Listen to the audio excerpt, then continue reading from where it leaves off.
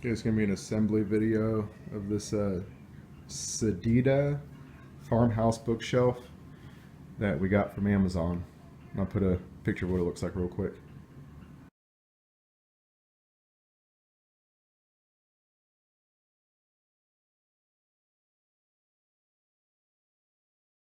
Alright, so I'm starting with step 1 and step 2, which is attaching these drawer slides.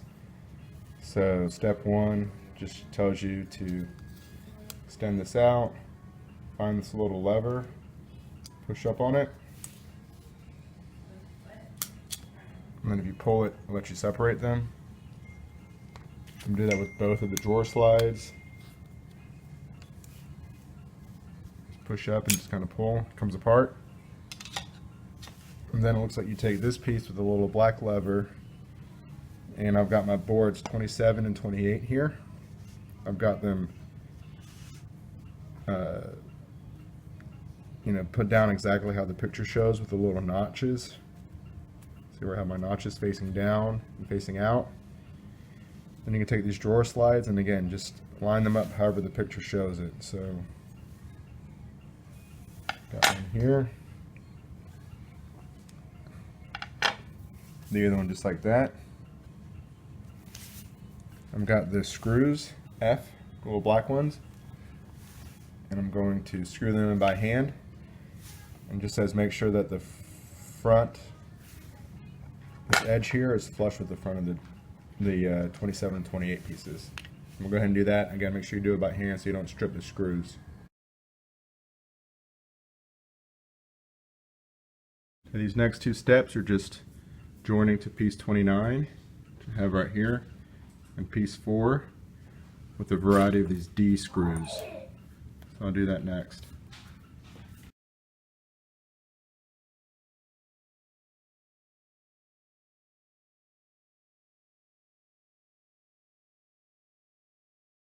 So I'll probably run through these next however many steps, unless there's anything complicated. I might stop and talk, but for the most part I'll just do time lapse.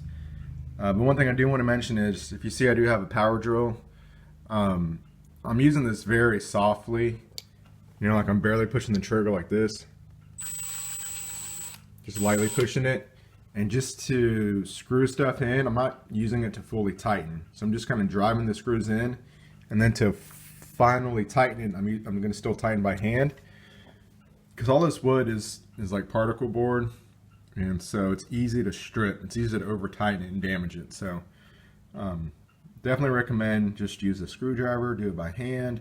If you do want to use a power tool, just set it on the lowest setting and don't use it to tighten anything. Just use it to fasten it, to drive 90% of the screw in, and then do that last 10% by hand so you don't damage anything. So yeah, I'm going to flip over to time lapse and go through a bunch of these steps next.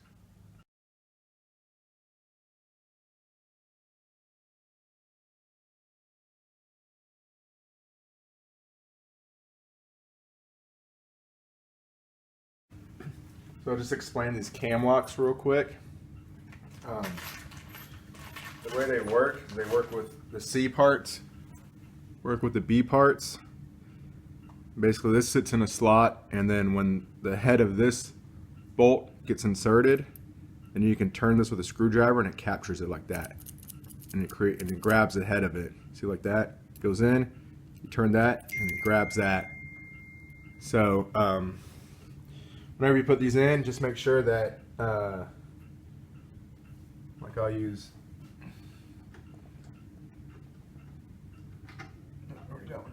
this one as an example. When you put it in, it's got a little arrow on the side here. Make sure the arrow is pointing towards whatever hole that the screw is going to go in. So for all of these, I've got the arrow pointing again towards this hole. These arrows are pointing this way because it goes to this hole. And if you got them all oriented the same way, then you should be able to slide all these in. But if one of those cams isn't oriented correctly, you might have to go and adjust it. Like this one kind of, there you go. It should kind of pop in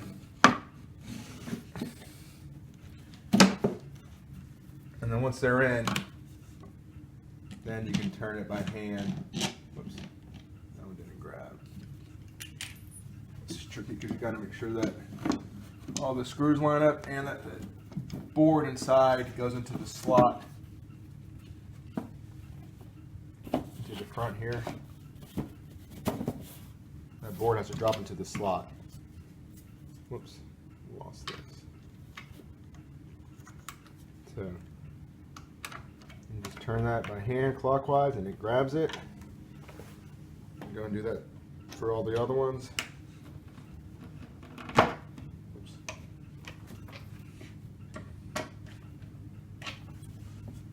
And you just snug these up. So here you can see where it's not going in. I gotta turn this arrow so it's facing the screw. Whoops. Then it drops in. Turn that, it captures the head and it should suck it in. It's about a little more than 90 degrees you have to turn it for it to capture that head. Then you're done.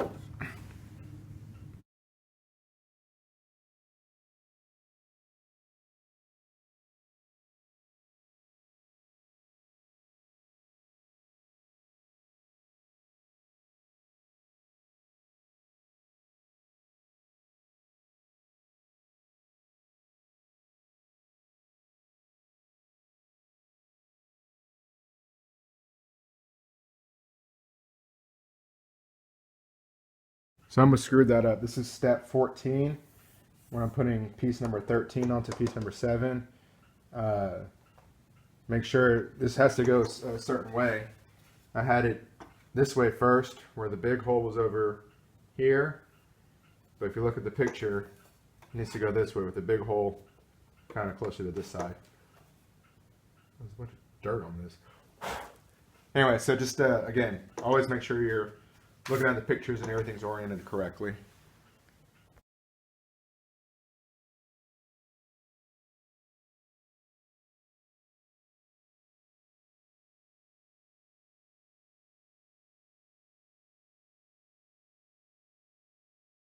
Okay, so for this next step, 21, it's got some little extra thing that tells you right and wrong because people get this mixed up a lot. These little magnets that go on this piece, number 11. So again, just orient the board like it shows with the corners pointing down. And then make sure when you install these two little magnets that the little metal blades are pointing down. So just like that, two little magnets, and you screw them in with these little M screws. So, all right, back to time lapse.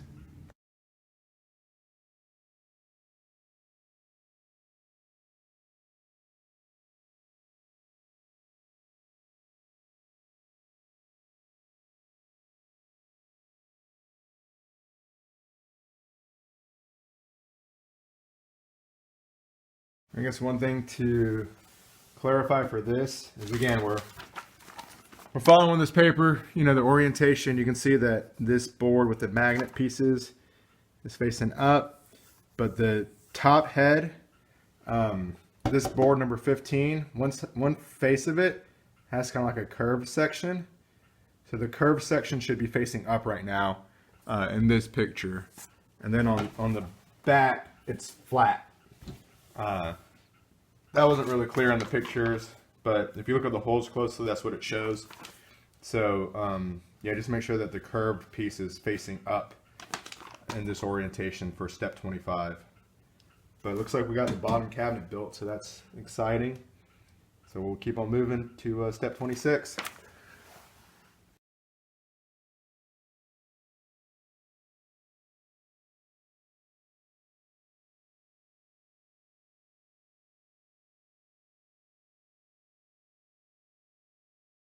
Here for step 29, there's this note saying there are two small round holes on the bottom. It's talking about these two pieces, number 5. And so you can see on this side there's no holes, but on this side here's a hole, here's a hole. So in the picture those should be facing down so that you don't see the holes, the two small holes in the back. That should be facing down. And so you put these in, to here. It'll go in just like that. Another thing that you probably noticed is that I'm starting to install these and then putting the cams in afterwards, the little C parts, which you can do that too. You know, slide it in first and then come in with this cam. Just make sure that you're still dropping it with the arrow pointing towards the head, and then you can spin around and catch it. So you can do it either way. You can put the cam in first, or you can slide in over the screw first and then drop the cam in. Doesn't really matter.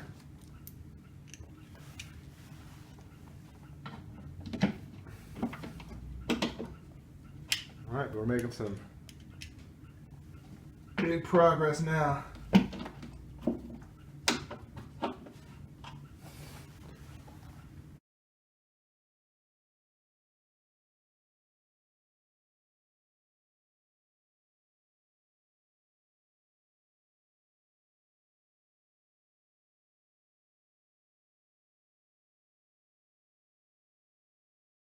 Okay, so that was step 33 that we just did. So just kind of want to go over the orientation real quick so we can see that, you know, we've got this bead board on the front, this black piece at the top with the curved edge, and so this piece I just went on the bottom. Just make sure that there's no holes showing right here. There's 2 holes that are on the back side of this. You know, make sure these little knobs are sticking out the bottom. So it took me a second to understand the orientation of that piece, but that's how that goes, because I think this is gonna, on the next step, drop on top of that. So I'm probably gonna move all this to where we're actually gonna put this, which is over in the kids' playroom. So let me shift all this over there and continue filming in that location before I attach these together and make a giant, big, heavy thing to move.